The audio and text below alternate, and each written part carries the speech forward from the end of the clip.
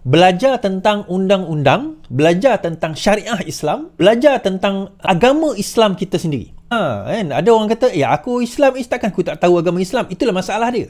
Majoriti kita ni, kita lahir Islam, ada IC Islam, tapi asas Islam kita pun kita tak tahu. Kalau kita faham asas Islam, kita tak berdemo di dekat depan Mahkamah Persekutuan pada hari ini. Dia bertudung labuh ke, dia berjubah berserban ke, itu tidak menjamin dia ada ilmu tentang Islam. Jadi kalau ada ilmu tentang Islam, Lais, ya, saya ada. Assalamualaikum warahmatullahi wabarakatuh. Alhamdulillah, geng, kita bersama lagi. Okey, geng, kita nak bicara hari ni soal Nick Elite. Aku akan bawa dengan hampa bersama-sama kita dengar hujah daripada Iswardi Moni. Sebab Iswardi Moni, pada aku percaya dekat dia. Bukan aku taksub dekat dia, aku percaya dekat dia sebab dengan ilmu yang dia ada. Dan juga aku sangat-sangat berminat dengan pandangan-pandangan yang dibawa oleh Iswardi Moni. Sebab Iswardi Moni ni pun daripada awal bermula dia buat live pun memang dia dah declare diri dia adalah seorang ada degree ataupun degree kan master berkaitan perundangan, dan juga daripada segi mahkamah syariah pun bahagian syariah pun dia tahu dan dia ambil tahu dan juga dia belajar. So aku berminat sangat-sangat perkongsian daripada Iswardi Moni berkaitan kes Nick Elite ni, sebab penipuan demi penipuan dan demi penipuan yang dibuat oleh pimpinan parti PAS demi nak menyelamatkan diri mereka, demi nak kononnya duk nak tunjuk mengatakan segala apa yang dah dibuat oleh PAS itulah Islam. Siapa yang lawan, siapa yang bangkang usaha PAS ataupun apa yang dah dibuat oleh PAS, siapa dia lawan mereka? Ini bertentangan, lawan Islam, lawan mahkamah syariah, lawan syariah Islam. Padahal yang Nick Elite lawan tu itu hanyalah ciptaan parti PAS, ciptaan ahli Dewan Undangan Negeri parti PAS. Sebab apa yang mereka buat, apa yang mereka gubal bersama-sama adun negeri Kelantan ni, ataupun apa yang mereka reka-reka ataupun apa yang mereka bincang dan juga hasilkan ataupun mewujudkan satu undang-undang atas ciptaan puak-puak PAS ni, PAS Kelantan. Jadi apa yang mereka buat itu sahaja yang dicabar oleh Nick Elite, dan juga Nick Elite telah membawa kepada mahkamah dan fight di mahkamah dan alhamdulillah menang. Nick Elite mencabar asalnya 20 lebih, turun kepada 18 dan turun hanya 16 enactment sahaja yang dibenarkan oleh Mahkamah Persekutuan. Dan ini tak ada kena mengena dengan akidah umat Islam, tak ada kena mengena mencabar agama Islam, tak ada kena mengena mencabar mahkamah syariah ataupun undang-undang syariah sebagai kita seorang Islam ni. No, ini hanya mencabar sebab hukuman-hukuman yang dikenakan terhadap pesalah-pesalah. Hukuman-hukuman itu yang dicipta oleh pimpinan parti PAS Kelantan. Itu nak abang pergi ke hampa. Jadi ya, hampa awal-awal aku cakap jangan mudah tertipu. Hari ini kita dengar penjelasan dan juga ulasan daripada Iswardi Moni. Kita dengar daripada A sampai Z, Iswardi membentangkan kepada kita. Dan juga sebelum keputusan ni pun Iswardi Moni dah buat preparation. Dan dia tertunggu-tunggu apa keputusan berkaitan kes Nick Elite ni, dan dia ada hujah-hujah yang dia nak bawa. Tapi alhamdulillah bila keputusan keluar, dia buka dan dia akan bentangkan bersama-sama dengan kita. Jom sama-sama kita dengar apa yang diperkatakan oleh Iswardi Moni dan kita berfikir di atas bumi yang nyata. Jangan mudah tertipu, jangan mudah terpesong, jangan mudah diperkudakan, dipergunakan orang yang turun berhimpun dan sembahyang hajat di depan di dataran yang Mahkamah Putrajaya. Jom sama-sama kita dengar. Cuma live ni saya buat special untuk kes yang menyentuh tentang keputusan hakim atau keputusan hakim Mahkamah Persekutuan hari ini menyentuh enactment undang-undang syariah yang dicabar oleh Nick Elite Zurina dan juga anaknya Tengku Yasmin Natasha. Dan saya ada dia punya judgement apa orang kata, ringkasan kepada judgement dia di sini, summary judgement dia di sini. So untuk yang panjang punya I think nanti kita akan tengok. Dan daripada sini majoriti keputusannya adalah 8-1, iaitu 8 orang mengatakan enactment itu dibatalkan, hanya seorang dissenting yang tak bersetuju, tapi dia tak bersetuju pun atas tujuan mengatakan bahawa Nick Elite tidak ada locus standi. Apa itu locus standi? Dia tak ada locus standi, dia tak ada dia bukan party to dia bukan orang yang sesuai untuk nak bawa kes ini. Tetapi tidak ada di kalangan hakim Mahkamah Tinggi ni mengatakan, Mahkamah Persekutuan ini mengatakan bahawa Mahkamah Syariah Kelantan ataupun undang-undang syariah Kelantan itu kekal. Okay. Now, apa yang saya nak buat hari ni adalah saya akan cerita tentang undang-undang, tentang enactment tersebut. Dan slide ini saya dah siapkan lama dah, sejak masa mula-mula Nick Allen mengemukakan pandangan ataupun mengemukakan petition kepada Mahkamah Persekutuan. Saya dah ada slide ini. Dan kemudian saya fikir saya nak buat slide ni bila? Saya fikir saya nak buat slide ni sebaik saja keputusan itu diumumkan, which is today lah. So slide yang saya nak tunjukkan pada tuan-tuan ini adalah slide yang lama, yang memang saya dah siapkan lama dahulu. So it's just a matter of saya nak keluarkan balik saja. Itu yang pertama.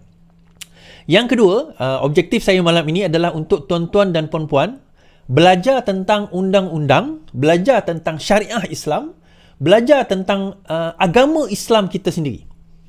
Kan? Ada orang kata, aku Islam, takkan aku tak tahu agama Islam. Itulah masalah dia.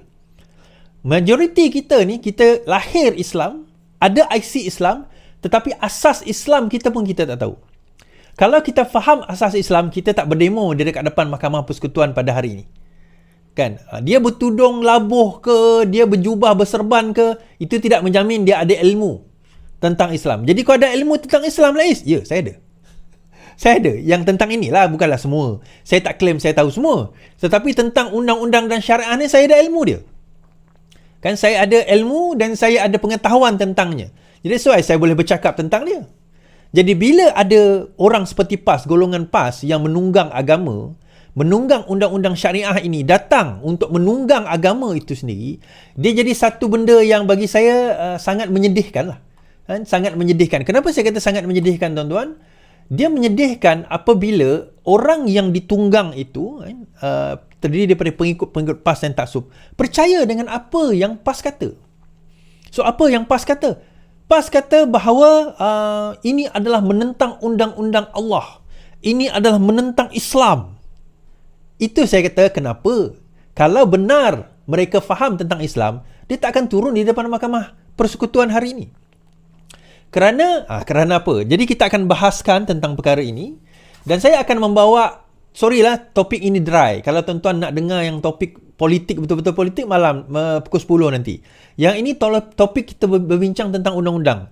Saya ada kawan saya tadi dalam grup, dia kata, tolong summarize 10 minit apa yang berlaku pada Nick Allen. Saya kata, kalau aku summarize 10 minit, it will not do justice to you. Sebab kita kena faham dahulu benda asasnya, baru kita faham tentang bagaimana perkara itu diputuskan oleh mahkamah. Kalau kita tak faham benda basic kepada undang-undang syariah, kita tak faham basic kepada perlembagaan, maka di situ kita tak akan faham kenapa Mahkamah Persekutuan datang dengan keputusan tersebut. Siapa saya? Saya Suwardi Morni, graduan undang-undang, reading law daripada Southampton University, United Kingdom, dan juga saya belajar secara masa lapang saya tentang undang-undang syariah dan juga hadis. Okay, so saya mulakan insyaAllah dan tuan-tuan boleh skip through nanti kalau kalau tuan-tuan tengok pada hari masa yang lain lah kan. Okay, baik, kita menyentuh soal tentang undang-undang ni. Adakah, soalan saya, cabaran Nick Allen ini adalah cabaran terhadap syariah Islam ataupun ia hanya retorik PAS? Okay, adakah ini Nick Allen memohon pembatalan beberapa beberapa section enactment jenayah syariah Kelantan? Adakah ini cabaran terhadap Islam ataupun sebenarnya cabaran terhadap kompetensi atau kemampuan PAS dalam mentadbir dan membuat undang-undang? Baik, latar belakang kes saya bacakan kat sini, bahawa pada 2 Februari 2021, PAS kata dia tak tahu. PAS kata dia tak tahu cerita ni, bahawa ni. Okey. Pada 2021, Mahkamah Persekutuan Sebuah Suara membenarkan Iki Putra yang di Selangor mencabar Seksyen 28 Enactment Jenayah Syariah Selangor berkenaan dengan seks luar tabi'i, di mana memang ada seksyen dalam kanun kesesahan. Pada 25 hari bulan Mei, bulan 5 2020, Nick Allen pula memfailkan notis usul cabar perkara dalam kanun syariah Kelantan. Dan pada bulan 9 2022, sewaktu PAS memerintah, Mahkamah Persekutuan benarkan cabaran oleh Nick Allen tersebut. Okey. Now, tapi Tuan Ibrahim kata dia tak tahu. Tuan-tuan boleh tengok dekat YouTube sendirilah. Dia kata dia tak tahu tentang cabaran tersebut. Sedangkan seperti yang saya sebut tadi, Mahkamah Persekutuan membenarkan cabaran itu pada bulan 9 2022 dan cabaran itu masuk pada bulan 5 2022. Tuan-tuan, bila cabaran itu dah masuk, usul itu dah dihantar dan dibenarkan cabarannya, maka mahkamah orang kata apa, Kerajaan Negeri Kelantan akan menerima notis. Jadi bagaimana Tuan Ibrahim Tuan kata dia tak tahu? Baik. So hari ni tuan-tuan, kita nak belajar sedikit tentang apa itu undang-undang Islam. Okay, apa itu undang-undang Islam? Apa itu undang-undang negara kita? Dan bila ini retorik PAS, saya akan buat video ini supaya video ini menjadi tatapan kita sehingga ke anak cucu kita nanti. Okay, bahawa salah faham kita tentang cara beragama, tentang Islam, tentang undang-undang Islam adalah disebabkan oleh PAS itu sendiri telah menyebabkan kita salah faham tentang undang-undang Islam. Bila kawan saya berdebat dengan Ustaz PAS, bila dia mengatakan bahawa negara ini, kerajaan ini wajib ditumbangkan kerana undang-undang dan perlembagaan kita adalah perlembagaan dan undang-undang kafir. So, bila kita tanya, apa ini maksudkan dengan undang-undang kafir? Dia kata sebab undang-undang ni dibuat oleh orang kafir. Jadi kalau dia dibuat oleh orang kafir, adakah menjadikan benda itu kafir? Tuan-tuan, komputer, TikTok, YouTube, Facebook, semua ni orang kafir buat. Adakah itu menjadikan tuan-tuan haram menggunakan perkara-perkara ini? Now, bila sesuatu itu dilakukan atau dibuat atau dicipta oleh orang bukan Islam, tidak automatik menjadikan perkara itu kafir. Kalau kafir, tuan-tuan kena keluar daripada TikTok, YouTube, Facebook sekarang ni semua. Ni, handphone semua ni tak boleh pakai. Ni semua orang kafir buat. Betul? Tapi ini barang itu syariah Islam. Baik, kita akan tengok sebentar lagi, kita akan tengok perbahasan dia. Dan kenapa saya kata undang-undang dan apa saja barang melibatkan komputer tak ada beza pun. Kita bukan bercakap perkara akidah, kita bukan bercakap perkara perkara ibadah. Usul di dalam Islam adalah selain daripada ibadah dan akidah, semuanya boleh melainkan ada nas yang melarang. Itu usul dia. Bermakna apa sahaja yang tidak haram di sisi agama, maka dia boleh dilakukan. Soalan, boleh tak kita buat podcast macam ni? Apakah dalil membuat podcast di hadapan YouTube, Facebook dan TikTok? Apakah dalilnya? Jawapannya mana ada dalil. So, itu salah soalan kita tanya. Cara yang betul kita tanya adalah, adakah haram kita buat perkara ini? Ada tak nas dan dalil mengatakan haram? Kalau tidak ada, maka halal. Itu kaedah umum di dalam usul fiqh. Asal sesuatu itu adalah harus, melainkan ada nas yang menegah dia. Itu asal kaedah dia. Nah, soalan seterusnya, undang-undang dan juga pentadbiran, adakah itu di bawah syariah? Di bawah akidah? Di bawah ibadah khusus? Ataupun di bawah muamalah? Itu soalan dia. Jadi kalau kita lihat dan kita teliti, undang-undang ni bukan di bawah akidah dan juga bukan di bawah ibadah khusus. Kecuali beberapa enactment, hudud umpamanya, qisas umpamanya. Beberapa, ada 2-3 sahaja. Dan di dalam Islam tuan-tuan, kita nak tengok bahawa undang-undang ini adalah, undang-undang ni yang dibenarkan adalah terlalu luas. Yang dikhusus dan diperincikan sikit je. Saya akan bahaskan sekejap lagi. Di dalam Islam, perkara yang dikhusus dan diperincikan dalam undang-undang, dalam jenayah Islam, dalam jenayah Islam adalah terlalu sedikit. Yang dibenarkan terlalu luas. Maksudnya terpulang kepada pemerintah nak menentukan bagaimana undang-undang tersebut. Tetapi yang ditentukan oleh Allah Subhanahu Wa Taala terlalu sedikit. Kita akan tengok perbahasan saya sekejap lagi, which saya masuk sekarang ini. Baik. Di dalam perundangan Islam, jenayah Islam, Islamic Criminal Jurisprudence, dia ada 3 hukum besar. 3 payung besar. Payung pertama dinamakan hudud. Payung kedua dinamakan qisas. Dan payung ketiga dinamakan takzir. So, dia ada 3 perbahasan ataupun 3 payung besar yang memayungi perundangan jenayah Islam. Perundangan jenayah Islam ni dia ada 3. Baik. Now, apakah itu hudud? Okay. Hudud adalah undang-undang yang ditetapkan oleh Allah SWT di dalam Al-Quran ataupun hadis. Dan itu adalah satu perkara yang sudah ditetapkan secara qat'i. Maksudnya, wajib dilakukan. Antaranya zina, qazaf, mencuri, rompakan di jalan, meminum arak. Dan khilafnya adalah murtad. Murtad ni perbahasan ulama. Tetapi qazaf umpamanya, menuduh orang lain berzina, menuduh orang suci berzina tanpa boleh mendatangkan bukti, hukumannya qazaf, itu ada di bawah hudud. Sama juga menuduh orang yang kita tak boleh datang ke bukti, orang lain liwat umpamanya, maka itu di bawah qazaf, itu di bawah hudud. Mengingkari perkara ini, maka seseorang itu boleh jatuh kafir. Mengingkari tak melaksanakan cerita lain. Mengingkari bahawa benda ini wajib, boleh jatuh akidah dia. Itu saya kata tadi. Ada sebahagian kerana hukumnya qat'i. Qat'i ni apa? Hukumnya dah muktamad. Sudah apa orang kata kuat di dalam Al-Quran dan juga hadis. Maka kita kata kalau mengingkarinya bahawa ia wajib, maka hukumnya adalah boleh jatuh kufur, kita kata. Baik. Di bawah payung kedua kita namakan qisas. Qisas ini adalah hukum bunuh balas. Bunuh balas. Kan? Bunuh balas sama ada pembunuhan atau dengan cara mencederakan.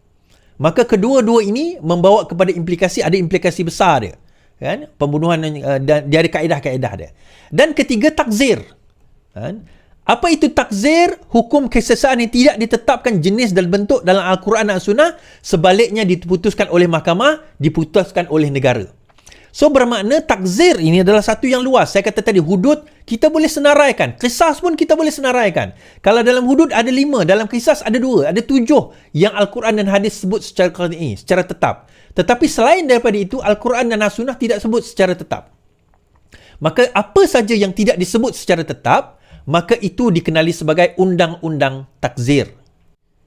Apa saja yang tidak diputuskan secara tetap, maka itu dinamakan sebagai undang-undang takzir ataupun sebagai takzir, kita kata. Now, seterusnya.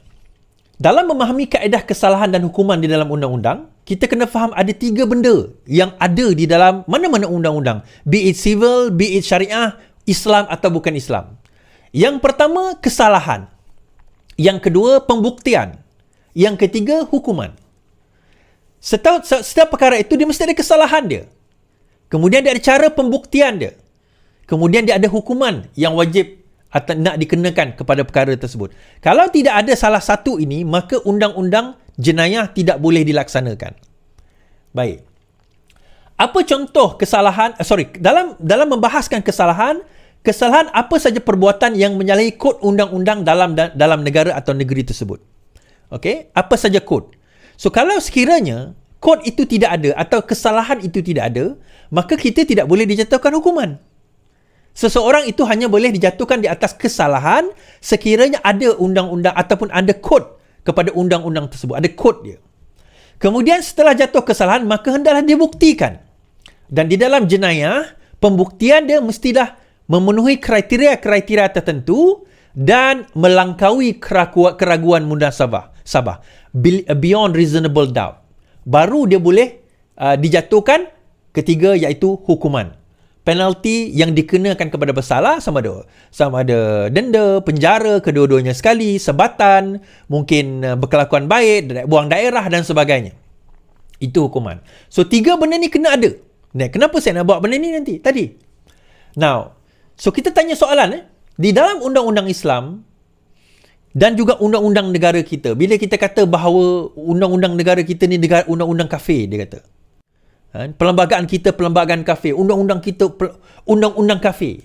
Kita tanya, kenapa anda boleh datang dengan conclusion mengatakan bahawa undang-undang ataupun perlembagaan negara kita sebagai kafir? Macam mana kamu kata perlembagaan atau undang-undang negara kita sebagai kafir?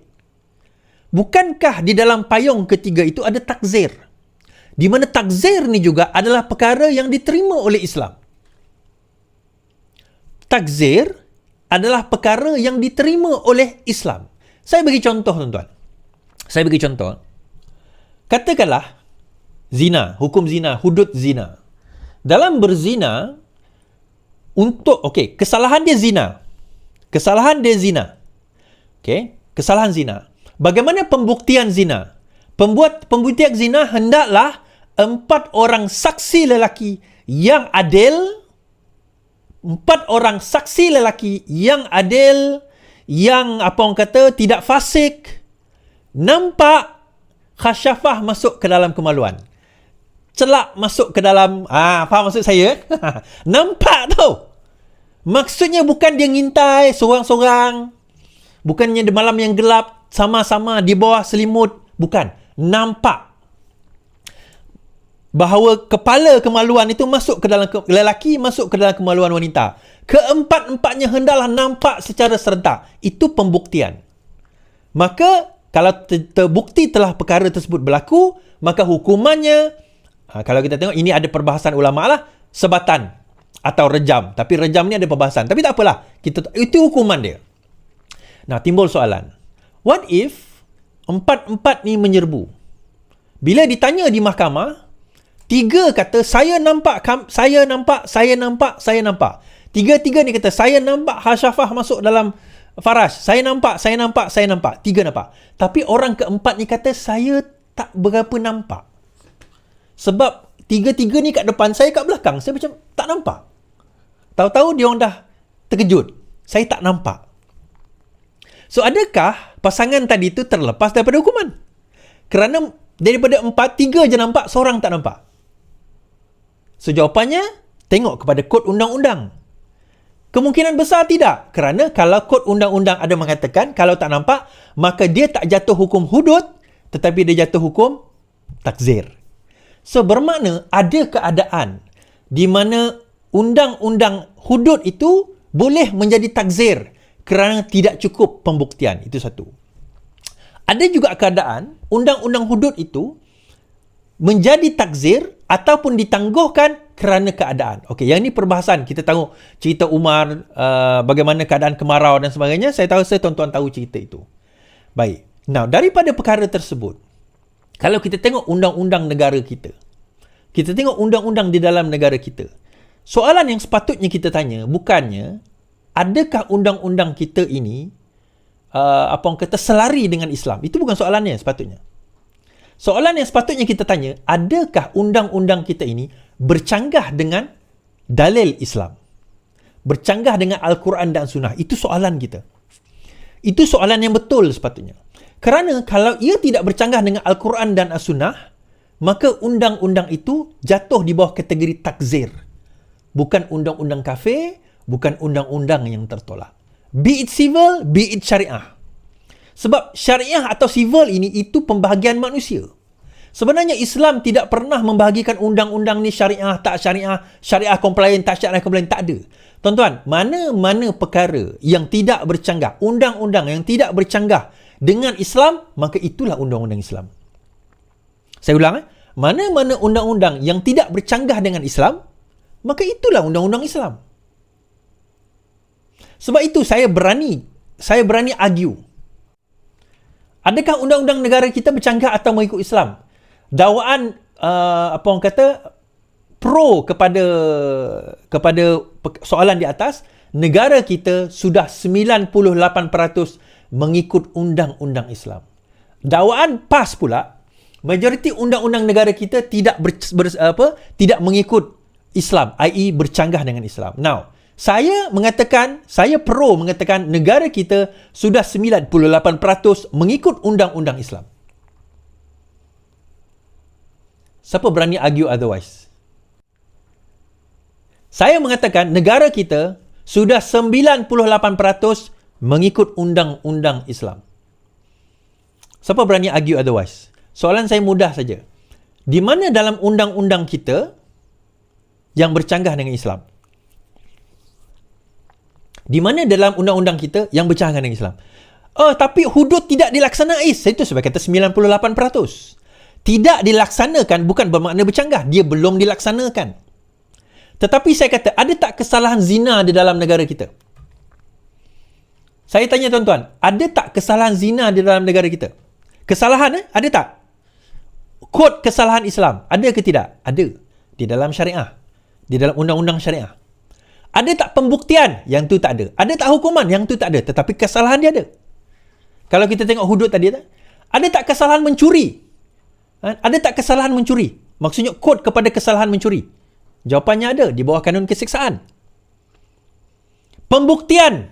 Yang tu tak ada. Hukuman tak ada. Tetapi kesalahan itu ada. Apa lagi kesalahan kalau kita nak sentuh kat sini? Tentang hudud. Qazaf, ada tak kesalahan qazaf di dalam kod undang-undang kita? Ada tak kesalahan qazaf di dalam kod undang-undang kita, tuan-tuan? Jawapannya ada. Di dalam mahkamah syariah. Rompakan di jalan, ada. Minum arak pun ada. Semua ini ada di dalam undang-undang. Tetapi di dalam bila kita menyentuh kesalahan, ada. Kesalahan itu ada. Maksudnya kod itu ada. Tetapi pembuktian ataupun dan hukuman mungkin tak ada. Tetapi kesalahan itu ada. So, bila kesalahan itu ada, kita tak boleh buang semua. Sebab itu saya argue di dalam ini. Saya mengatakan bahawa negara kita sudah ada 90% undang-undang itu di dalam tempat. Kesalahan-kesalahan itu sudah ada. Cuma sekarang ini bagaimana kita nak menambah baik supaya dia akan ada lebih baik. Itu tugas kita untuk memberi penerangan. Tugas kita untuk nak mengkaji dan sebagainya. Nah, sebab itu senaraikan, sebab itu saya bertanya soalan ini. Senaraikan undang-undang atau perlembagaan yang bercanggah atau bertentangan dengan prinsip Islam. Kalau ada, senaraikan. Kalau tidak ada, maka itu sebenarnya Islam. Itu uniknya Islam, tuan-tuan. Apa saja yang tidak bercanggah dengan Islam, maka itu adalah Islam. Sebab itu saya kata, ini bukan perkara ibadah. Ini bukan perkara ibadah khusus. Ini bukan perkara akidah. Di mana dia kena ada wahyu, kena datang wahyu kepadanya. Kita tak boleh sembahyang Zuhur 5 rakaat, mana boleh? Wahyu tu dah ada. Kita tak boleh sembahyang subuh 10 rakaat, tak boleh. Wahyu tu dah ada. Tetapi adakah boleh kita meletakkan kesalahan mencuri buah mempelam itu? Boleh, mencurilah. Ada tak boleh kita letak kesalahan, contohnya cyberbully, mengutuk orang di dalam live sebagai satu kesalahan? Boleh. Adakah itu bercanggah dengan Islam? Tidak. Itu di bawah takzir. So, kadang-kadang orang takzir pun disalah faham. Baik. Sebab itu, dalam asas perundangan Islam, dia kata asal bagi satu perkara adalah harus. Ini kata-kata Imam Suyuti. Kata-kata Imam Suyuti, asal bagi satu perkara adalah harus. Dan juga maksudnya asal bagi satu perkara. Ini kaedah fiqh adalah harus sehingga datang kepadanya perkara yang menunjukkan keharaman. So, apa sahaja? So, soalan kita, perundangan ni, adakah undang-undang ni di bawah akidah ibadah khusus yang memerlukan dalil khusus? Saya kata ya, di hudud dan kisas. Tapi selain daripada itu, sebenarnya dia di bawah yang saya sebut tadi, asasnya boleh buat apa saja selagi tidak menyalah dan menyanggah Islam. Contoh, tuan-tuan. Saya bagi contoh. Apakah hukum, boleh tak kita meletakkan hukuman kepada orang yang merokok? Contoh satu hari nantilah kita nak buat hukuman kepada orang yang merokok. Boleh tak? Dalam Islam, dalam Al-Quran tak sebut kesalahan untuk orang merokok. Tapi kerajaan boleh buat tak? Boleh. Apakah dalil untuk lampu merah, kuning dan hijau? Ada tak dalam Al-Quran dan hadis? Tak ada. So, boleh tak kerajaan buat? Boleh. Alright. So, soalan kita, balik kepada cerita Nick Allen ni. Adakah ini cabaran terhadap syarak Islam atau retorik PAS semata-mata? Baik, kalau kita baca Seksyen 2 Akta Mahkamah Syariah Bidang Kuasa 1965. Kita kata, Seksyen 2 Akta Mahkamah Syariah, dan ini dibahaskan juga oleh Tun Tengku Maimun di dalam perbahasan ini. Mahkamah Syariah yang ditubuhkan di bawah mana-mana undang-undang dalam satu negeri dan diberi bidang kuasa ke atas orang-orang yang mengerti agama Islam dan berkenaan dengan mana-mana perkara yang disebut satu persatu dalam senarai 2 bagi senarai-senarai negeri dalam jadual ke-9 Perlembagaan Persekutuan. Okey. So, bidang kuasa atau kuasa Mahkamah Syariah ini terletak di senarai 2 Senarai Negeri, jadual ke-9 Perlembagaan Persekutuan. Sebab itu, tuan-tuan, bila tuan-tuan tengok Akta 355. Ini Akta 355 yang saya baca ni, Seksyen 2. Akta 355 ni ada 3 seksyen je. Saya baca seksyen kedua tadi. Itulah seksyen paling utama dalam Akta 355. Akta 355 mengatakan bahawa undang-undang syariah itu hendaklah dikembalikan kepada negeri sebab dia termaktub di bawah senarai 2 jadual ke-9 Perlembagaan Persekutuan. Perkara ini disentuh oleh Mahkamah Persekutuan hari ini, kita akan tengok. Baik. So, kalau kita tengok juga, dekat sini, kita belajar undang-undang sikit. Perkara 75 Perlembagaan Persekutuan menyentuh bahagian ke-6.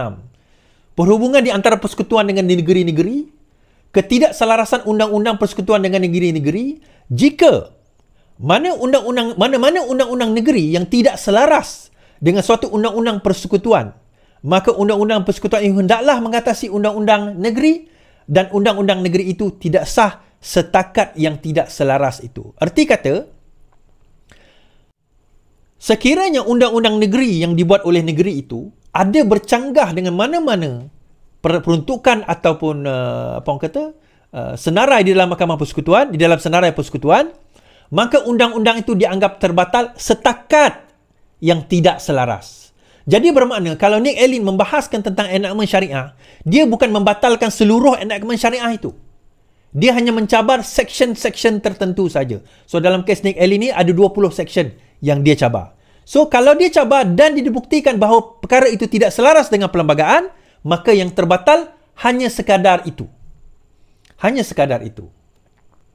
Okey, sebab itu di dalam perlembagaan dia tulis setakat yang tidak selaras itu. Okey? Alright. So apa 20 perkara yang dipertikaikan oleh Nick Allen? Daripada 20 perkara itu dia tinggal 18. Dua ditarik balik.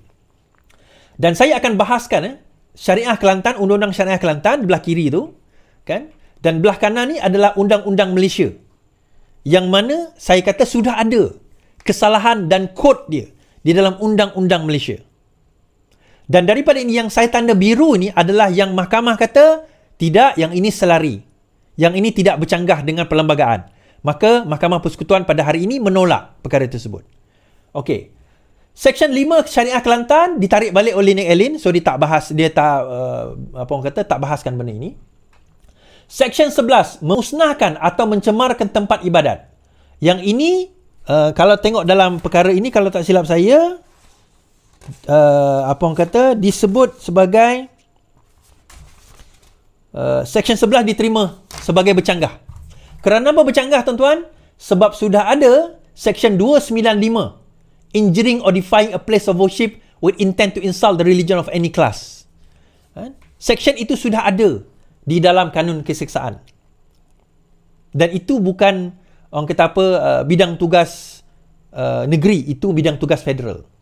Section 13 yang ini menurut Mahkamah Persekutuan ini tidak bercanggah dengan perlembagaan kerana dia dikira sebagai termasuk di bawah butiran 1 senarai negeri. Ia juga berkaitan dengan perkara 11 perkara 11 fasal 4 Perlembagaan Persekutuan yang menyatakan bahawa negeri-negeri boleh membuat undang-undang bagi tujuan mengawal atau menyekat perkembangan doktrin dan kepercayaan agama dari kalangan orang yang mengadut agama Islam. So tak ada masalah. So Section 13 diterima sebagai tidak dibatalkan. 11 dibatalkan. Now liwat.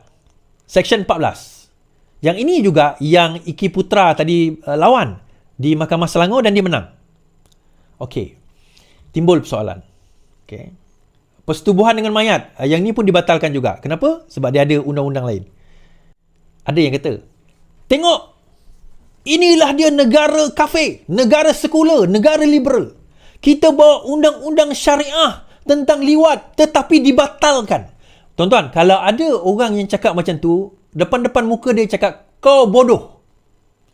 Di dalam Mahkamah Syariah, liwat, section dia, maksimum 3 tahun penjara, denda maksimum 5,000.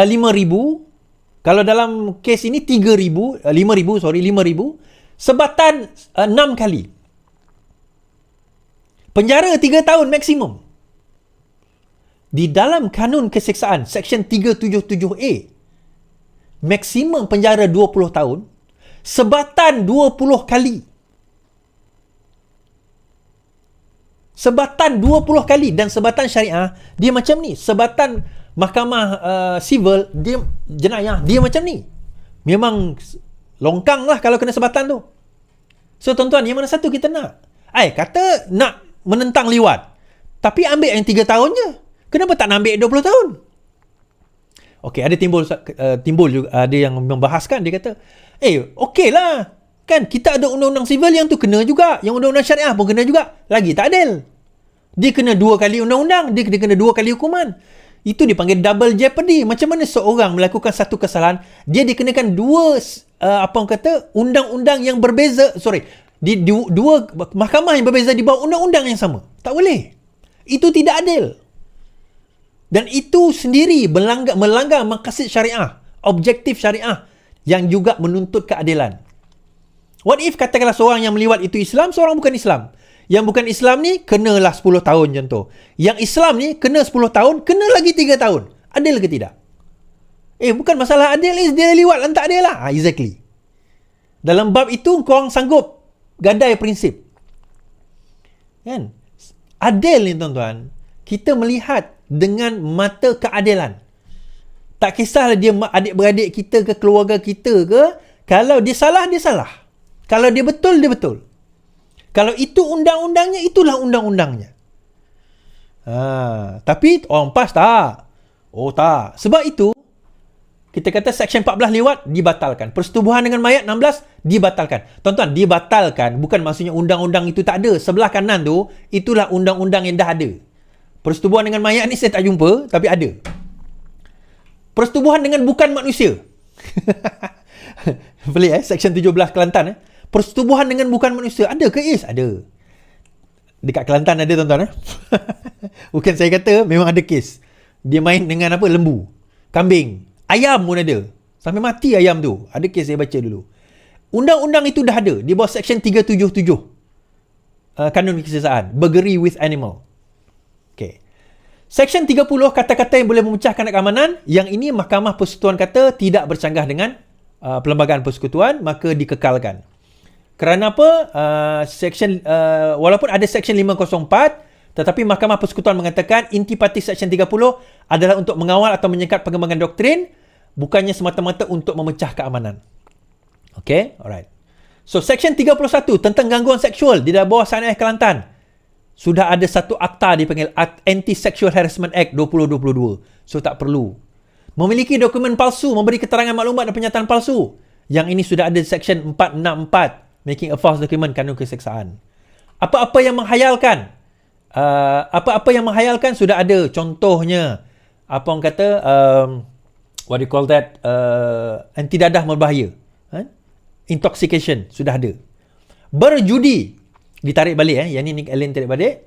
Mengurangkan ukuran sukatan dan timbangan, terutama dalam perniagaan, sudah ada akta, iaitu Akta Pelindungan Pengguna 1999. So, tak perlu nak buat dua-dua undang berbeza. Melakukan transaksi muamalat yang berlawanan dengan hukum syarak. Yang ini terlalu umum. Saya tak tengok detail ya. Kita ada pelbagai akta untuk mengawal transaksi-transaksi yang sebegini, kan? Melakukan transaksi muamalat secara riba dan juga lain-lain. Again, kita kena tengok detail dekat mana dia punya perbahasan. Penyalahgunaan penandaan dan perbahasan halal. Terdapat lebih 20 akta undang-undang yang berkaitan dengan halal di Malaysia. Saya tak boleh nak senaraikan. Terlalu banyak. Menawar atau memberi perkhidmatan maksiat. Terlalu banyak. Seksyen 43 Child Act. Seksyen 372 Exploitation any purpose for the purpose of prosecution. Seksyen 37B Soliciting purpose of prosecution. Seksyen 373 Suppression of brothel. Terlalu banyak. Perbuatan sebagai persediaan menawar atau memberi perkhidmatan maksiat. Seksyen 44. Sekali lagi saya kata terlalu banyak. Perbuatan sebagai persediaan melakukan maksiat sudah ada di dalam seksyen-seksyen ini. Perbuatan sumbang mahram sudah ada di dalam sumbang mahram ni incest. Seksyen 376A besar incest di bawah kanun keseksaan. Mucikari, exploiting any person for the purpose of prosecution. Mucikari ni apa tuan-tuan? Bapa ayam lah, lebih kurang macam tu. Ada 372 sectionnya. Jadi kalau kita tengok jadual ke-9 itu, jadual ke-9 senarai 1 adalah jadual Perlembagaan Persekutuan. So, di dalamnya adalah keselamatan dalam negeri, pasal 3, seksyen 3, iaitu menyentuh hal polis, penjara, tahanan penjagaan, pemetaan risikan, penata. Semua ni di bawah persekutuan. Kalau kita nak baca ni, panjang lah. Kalau tuan-tuan nak baca, boleh pause, boleh tengok dalam perlembagaan sendiri. Jadual ke-9 senarai 2 dan hukuman kesalahan dilakukan oleh orang yang menurut Islam kecuali berkenaan dengan perkara termasuk dalam senarai persekutuan. Ini saya sebut tadi. So, keputusan. Okey, kita bacakan keputusan. Macam saya kata tadi, bahawa keputusan dia, daripada segi keputusan, kita sudah ada, Tengku Maimun punya keputusan. Nick Elin Zurina dan juga Tengku Jasmine Natasha sudah ada. So kalau dalam perkara ini, apakah keputusan mahkamah? Keputusan Nick Elin lawan kerajaan negeri, Tengku Maimun mengatakan, Mahkamah Syariah di Malaysia setakat hari ini tidak melaksanakan hukum hudud atau kisas, hanya takzir. Mahkamah Sivil juga melaksanakan hukum takzir. Sebegitu tidak ada bezanya Mahkamah Syariah dan Mahkamah Sivil kerana kedua-dua sistem syariah dan sivil melaksanakan hukum takzir. Okey. Saya ulang, Mahkamah Syariah di Malaysia setakat ini tidak melaksanakan hukum hudud atau kisas, hanya takzir.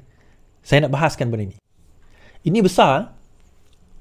Tengku Maimun bila dia sebut benda ni very sharp. Sebab itulah dia jadi ketua hakim negara. Sebenarnya negara kita, even mahkamah syariah negara kita, tidak melaksanakan hudud atau kisas. Undang-undang syariah negara kita melaksanakan hukum takzir. Kenapa tuan-tuan? Kesalahan yang saya sebut tadi, even kepada qazaf, even kepada zina. Undang-undang syariah ada zina. Zina, qaza, mencuri tak ada lah. Tetapi yang berkaitan dengannya, semua itu ada, tetapi pembuktian dan hukuman dia tidak ada. Kesalahan itu ada. Seperti saya kata 98%. Kesalahan itu ada. Hukuman dan pembuktian tak ada. Tidak dilaksanakan. Tetapi kesalahan itu ada. Dia berbeza dengan negara barat umpamanya. Zina tak ada. Kan negara barat boleh buat zina sesuka hati. Tak payah negara barat, hati Singapura pun sama. Tapi negara kita, zina itu ada peruntukan dia. Kesalahan, kod kesalahan itu ada. Tapi zina itu tidak termaktub di dalam undang-undang syariah. 4 mata melihat kasyafah masuk undang-undang. Saya kata, memang betul tak ada. Tapi hukum undang-undangnya ada, kesalahannya ada, hukumannya ada, itu takzir. Kita tak boleh kata itu bercanggah dengan Islam kerana itu takzir. Itu saya kata tadi. Katalah 4 sepatutnya tengok, tapi 3 je tengok. Atau 2 je tengok. Adakah itu kira lepas dia orang? Ataupun ada hukuman lain? Oh, ada hukuman lain. Itulah takzir nama dia. Itulah hukuman takzir. Dan bila Hakim Mahkamah Persekutuan Tengku Maimun mengatakan bahawa undang-undang mahkamah syariah kita dan juga undang-undang sivil kita sebenarnya semua itu adalah takzir. So bila kita bahaskan, bila Nick Elin persoalkan, kita bukan mempersoalkan hudud, kita bukan mempersoalkan kisas, kita mempersoalkan takzir. Soalan saya, adakah kafir kalau kita mempersoalkan takzir, tuan-tuan? Section yang saya sebut tadi tu, adakah kafir kalau kita mempersoalkan section-section itu? Dan Nick Elin bila dia mempersoalkan, bukan bermakna tidak ada section itu di bawah section lain. Liwat umpamanya 377A. Ada. Betul tak? Sebab itu, mahkamah juga apa kata?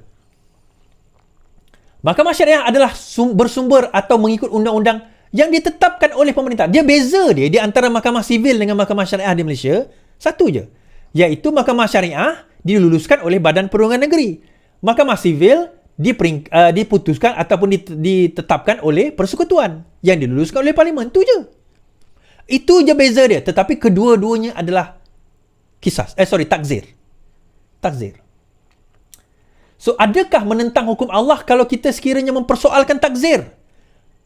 Tengku Maimun menyatakan pihak yang mencabar dan mahkamah sivil tidak boleh dikatakan menentang hukum Allah. Kerana undang-undang yang dicabar itu bukan ditentukan atau ditetapkan oleh Allah, tetapi oleh Badan Perundangan Negeri. Ini menarik juga. Sebab itu dia kata ini menentang hukum Allah, ini menentang hukum Allah. Soalan saya, adakah Allah bagi wahyu kepada kamu untuk buat section sedemikian? Kalau Allah tak bagi wahyu kepada kamu, maka itu bukan menentang hukum Allah. Itu menentang hukum kamu. Melampau kita mana terima wahyu. Exactly my point. Exactly. Kita tak terima wahyu. So, bila orang mempersoalkan tentang enactment syariah jenayah Kelantan, kenapa itu dikatakan sebagai menentang hukum Islam? Itu dikatakan menentang hukum Allah. Sedangkan takzir itu juga adalah hukum Allah. Apakah tidak boleh mempersoalkan dan juga membetulkan ataupun amend? Adakah kita tak boleh amend? Apakah kita tak boleh merubah? Apakah kita tak boleh membatalkan undang-undang takzir? So kalau boleh, kenapa tindakan Nick Allen ini dan juga tindakan Mahkamah Persekutuan membenarkan pembatalan tersebut dikatakan menentang hukum Allah? Sebab yang buat undang-undang itu adalah negeri. Dalam konteks ini negeri PAS. Jadi bila kita menentang undang-undang yang dibuat oleh manusia, kenapa itu dikatakan menentang hukum Allah? Oh, dia ada, sebab ini adalah undang-undang syariah. Tuan-tuan, saya nak tanya, siapa letak perkataan syariah situ? Siapa letak perkataan syariah situ? Kat undang-undang tu siapa letak perkataan syariah? Allah ke? Atau negeri tu yang letak? Sebab itu saya bahaskan tadi. Sebenarnya syariah Islam ini luas. Kalau dicadangkan pada saya lah, nak buat kan, kalau ditanya pada saya, sebenarnya macam mana cara kita memperkasakan undang-undang syariah ni, Is? Bagi saya, kalau kita nak memperkasa, ini cadangan saya lah, akademik je ni, janganlah ambil serius sangat. Kita batalkan mahkamah syariah di Malaysia. Kita batalkan undang-undang syariah di Malaysia. Kita serapkan masuk ke persekutuan. Jadi, di situ, kita boleh laksana hukum hudud. Kita boleh laksana hukum kisas. Sebab apa? Nak potong tangan ke, nak sebat ke, nak hukuman mati ke, itu persekutuan. Apa kata kita batalkan hukum undang-undang syariah negeri kita, kita jadikan, satukan dengan persekutuan, dia tak perlu nama syariah. Label tu tak perlu. Dan benda ni bukan saya cakap, ni dah dibahaskan lama dah oleh pengamal-pengamal undang-undang ni, benda dah lama. Jangan terkejut sangat. Kenapa kita tak batalkan semua dan letak di persekutuan? Supaya bidang kuasa syariah itu lebih luas. So kita boleh laksanakan hudud, mencuri. Orang kata hukuman mencuri, kita boleh laksanakan potong tangan. Boleh? Kan? Kalau sekiranya murtad, itu perbahasan lah, ada perbincangan. Sekiranya orang kata bunuh balas, boleh? Tapi itu bawah 3, memang dah ada pun. Membunuh itu hukuman digantung. Itu tak payah bunuh balas, memang dah ada hukuman dia. So kita tambah sikit fine tune, 98%, 2% tu kita boleh lakukan kalau kita letak semua di bawah persekutuan. Itu cadangan, itu perbincangan akademik. Tapi praktikalnya tak boleh. Kerana negeri memegang undang-undang syariah masing-masing. Tak apalah. Sebab itu, kata-kata kat sini, dibuat oleh perundangan negeri. Ditentukan oleh perundangan negeri. So keputusan dia, kami mulakan dengan memetik kata-kata Sufyan LP. The power of parliament and state legislature in Malaysia is limited by the constitution and they cannot make any law they please. Tian lawan government Malaysia, Tian lawan government Malaysia. Undang-undang kuasa parlimen dan juga negeri limited. Limited, terhad kepada perlembagaan. Dan mereka tidak boleh membuat undang-undang sesuka hati mereka. Apa orang kata? Nili-wili kita kata. Dia mesti bersadarkan kepada perlembagaan. Kemudian melalui jadual ke-9, Perlembagaan Persekutuan telah menggariskan perkara-perkara yang Parlimen boleh buat undang-undang dan perkara-perkara negeri yang boleh buat undang-undang. Dengan kata lain, kuasa perundangan persekutuan dan negeri telah ditentukan oleh Perlembagaan Persekutuan di dalam senarai persekutuan dan senarai negeri. Dan Parlimen mahupun Badan Perundangan Negeri tidak boleh membuat undang-undang melangkaui senarai masing-masing. Jadi balik kepada cerita tadi. Ada yang kata, kau punya cadangan tu radikal sangat, menghapuskan syariah. Lepas ni tak ada lah Islam, habislah Islam. Nampak gayanya memang kau tak dengar lah apa yang aku cakap daripada mula tadi kan. Sebab itu saya kata, Islam ini, dia tidak terikat dan tidak terboundary dengan label. Islam tidak terikat dan tidak tersempadan dengan label. Tuan-tuan, ini penitik mata. Adakah beza kalau saya letak penitik mata ni syariah Islam? Adakah beza dia? Tak ada beza. Yang penting substance dalam ni. Cukup halal, tidak menyanggah. Cukup. Tuan-tuan, ini air. Saya letak label arak kat sini pun, kalau air ni air kosong, dia tak halal. Saya letak air whisky dalam ni, saya letaklah halal dengan ayat Al-Quran 99 nama Allah dengan 30 juzuk sekalipun, kalau dia arak dalam, dia tetap haram. Kerana apa? Bukan label, tetapi substance. Undang-undang kita bukan label, tetapi substance. Kesimpulan saya boleh kata adalah, Undang-undang jenayah PAS adalah undang-undang ciptaan manusia. Dia adalah undang-undang takzir yang boleh kita persoalkan, yang boleh kita bahaskan, yang boleh kita pertikaikan. Dan ia bukan menyentuh bidang kuasa apa orang kata mahkamah syariah. Kerana bidang kuasa mahkamah syariah termaktub di dalam perlembagaan. Senarai kedua jadual ke-9 Perlembagaan Persekutuan. Jadi hari ini bukan kekalahan mahkamah syariah atau undang-undang Islam. Hari ini adalah hari kekalahan penunggang-penunggang agama daripada PAS yang tak erti buat undang-undang Islam, tak erti buat undang-undang. Dan akhirnya tak memahami, tak faham sempadan antara persekutuan, senarai persekutuan dan juga senarai negeri. Hari ni kata nak jumpa Agong dan sebagainya, nak jumpa Sultan dan sebagainya. Macamlah Agong dan Sultan ni tak erti undang-undang. Kamu bodoh undang-undang, jangan babitkan orang lain dalam kebodohan kamu. Baik?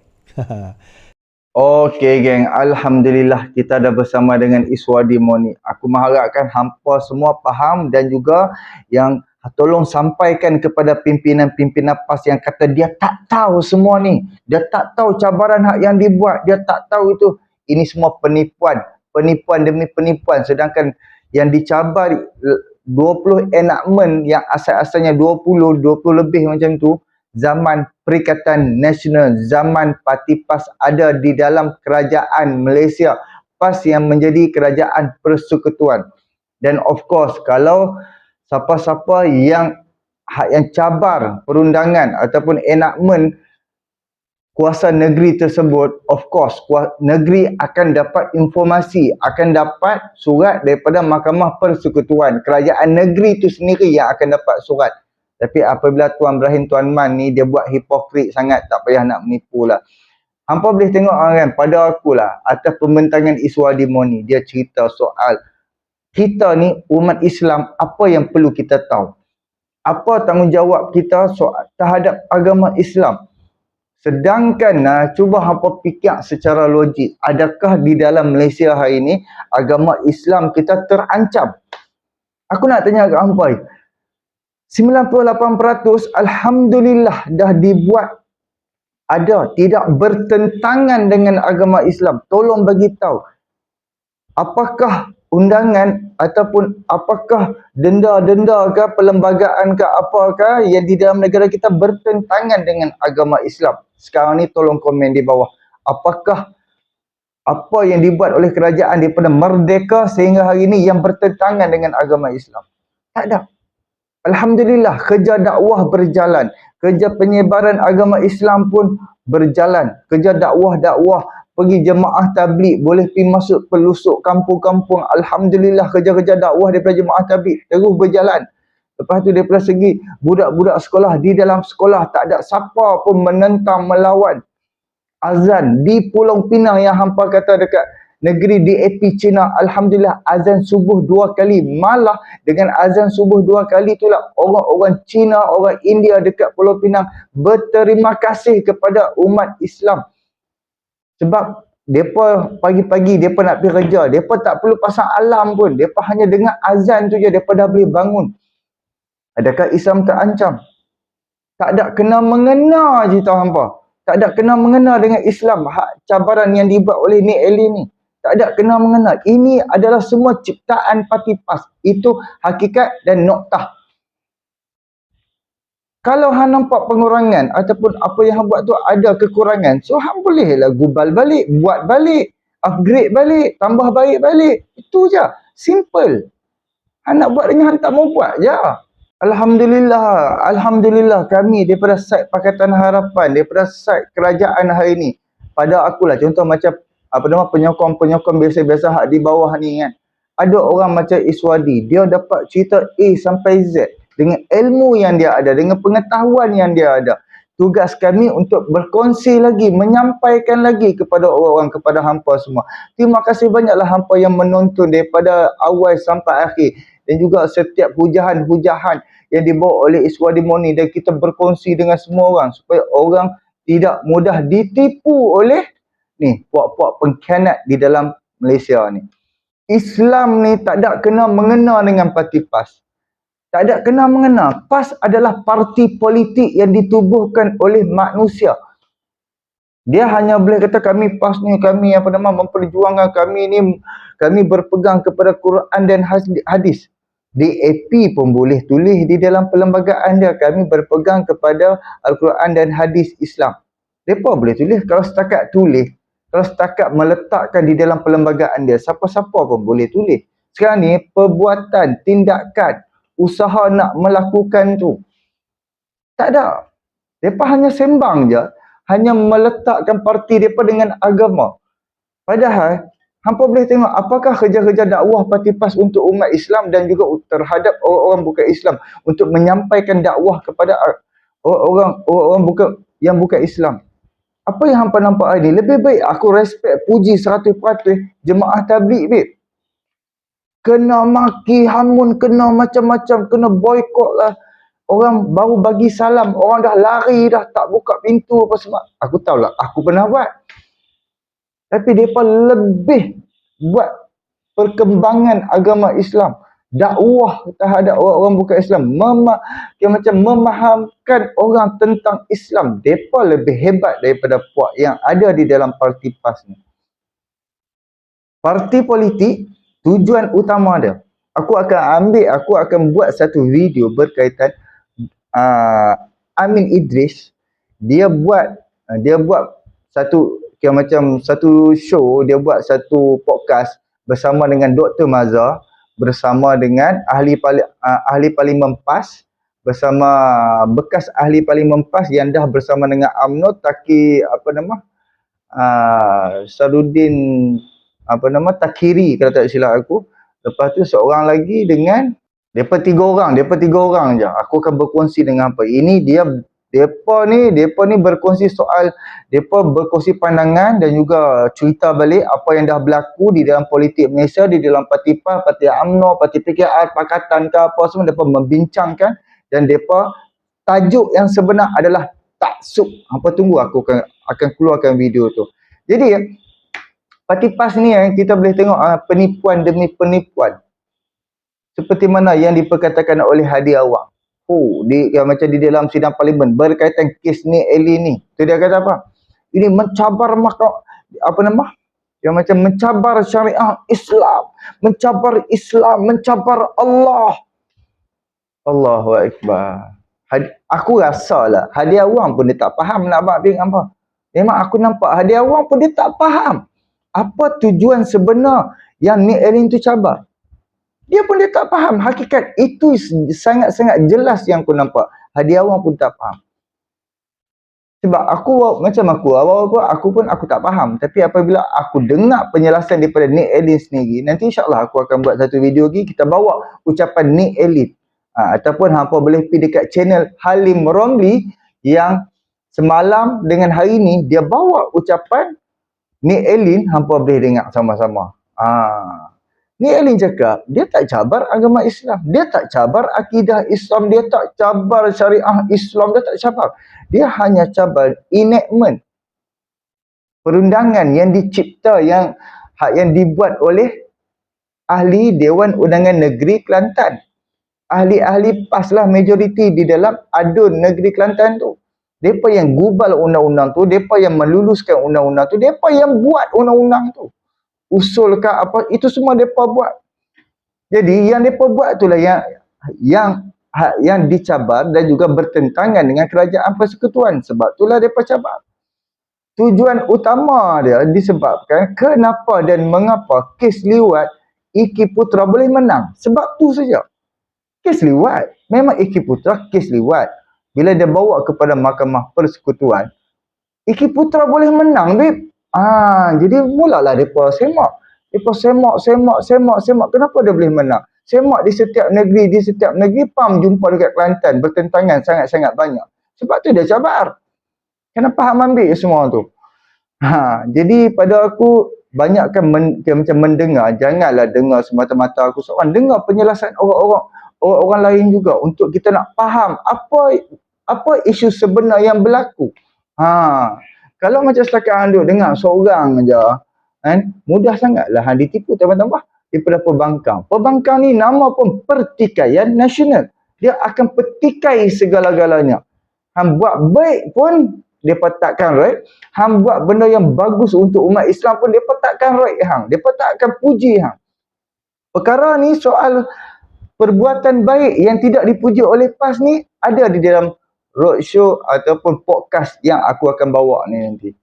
Jadi inilah sedikit perkongsianku. Alhamdulillah kita ada orang macam Iswadi dapat membincangkan, dapat membentangkan kepada kita daripada A sampai Z. Aku harap hampa semua fahamlah. Aku sangat-sangat puas hati. Alhamdulillah kita ada orang macam Iswadi Moni ni. Tengok Iswadi dia bentangkan macam-macam kepada kita. Dia bentang setiap kes-kes kepada kita, kes liwat, kes rogol, kes kena ada saksi 4 orang mata dan saksi tu pula nampak benda A masuk ke dalam benda B. Sehingga saksi 4 orang tu apa semua kan. Jadi aku harap hampa semua fahamlah kan, dengan sebat lah, dengan itu, dengan ini kan. Jadi alhamdulillah Islam ni sangat-sangat terperinci. Kita yang akan mengikuti apa yang Islam perintah. Sebab tu dia macam dia ada pelbagai pandangan, dia ada perbezaan pendapat. So itu tak ada masalah. Yang penting apa yang baik, apa yang perlu kita buat. Apa yang bertentangan, yang merugikan kawan ni. Contohlah macam salah satu hak yang dengan binatang ataupun kes liwat ke apa. Kalau orang Islam yang melakukan perbuatan haram yang terkutuk tu, orang Islam hanya kena denda 2,000 je. Kalau orang bukan Islam pula yang melakukan perbuatan terkutuk itu, sebab dia bukan Islam, dia bukan orang Islam, dia didenda 20,000. Adil ke tak adil? Sebabkan perbuatan sama aja. Perbuatan yang terkutuk itu adalah sama. Itulah salah satu yang tidak adil, sebab tu dicabar. Okey, terima kasih banyak. Kita jumpa untuk video yang akan datang. Boleh tolong subscribe, like, komen dan share. Assalamualaikum.